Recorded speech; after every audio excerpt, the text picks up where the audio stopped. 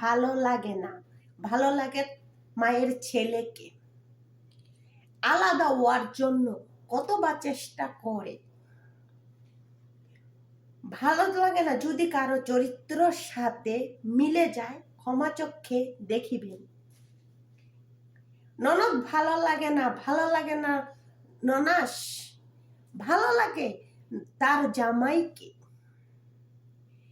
আলাদা হওয়ার জন্য কতবার কাহিনী করে, বাবা মা কষ্ট করে সন্তানকে মানুষ করে, অন্যের মেয়ে বউ সেজে এসে সংসারটা করে নষ্ট। কিন্তু এই দিনগুলো তোমারও আছে, অপেক্ষা করো সেই দিনগুলো।